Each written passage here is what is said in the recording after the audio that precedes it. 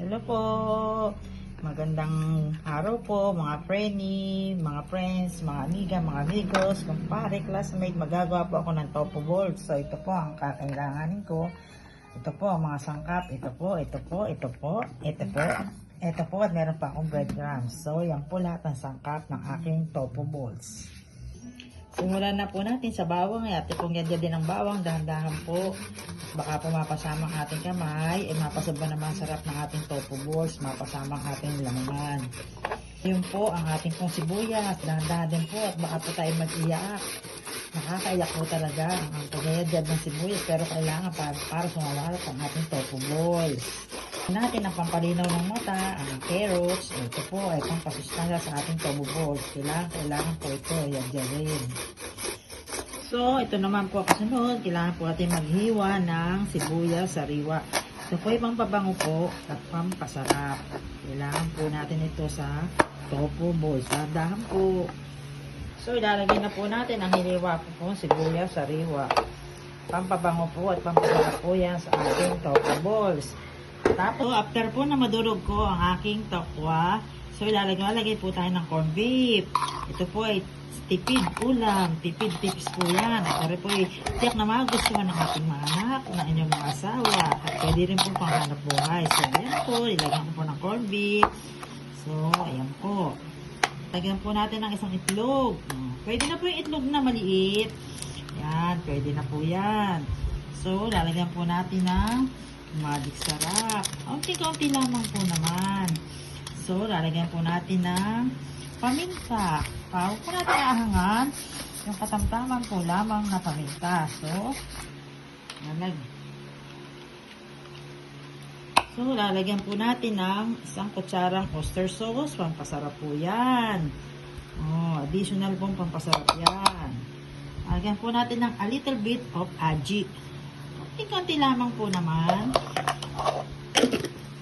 At ito po ang pampasarap. Ito pong ating sesame oil.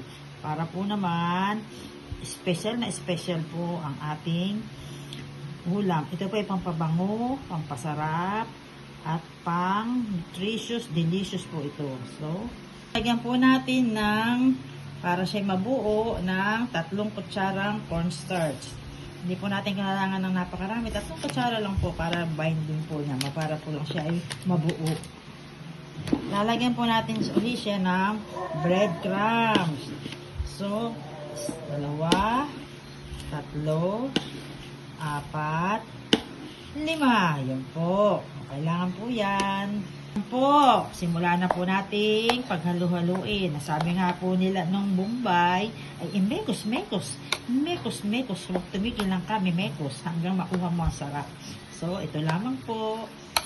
Ginawa po ako ng aking kamay. Maglalagay po tayo ng konting-konting lang lamang po dahil magsisimula po tayong mag-bilog-bilog. So, ayan po.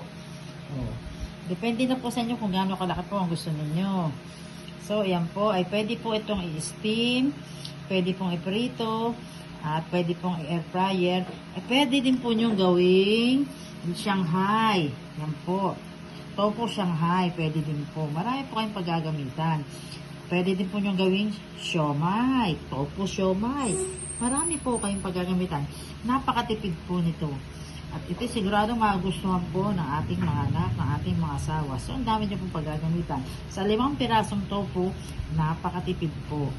So, yun lamang po at bye-bye!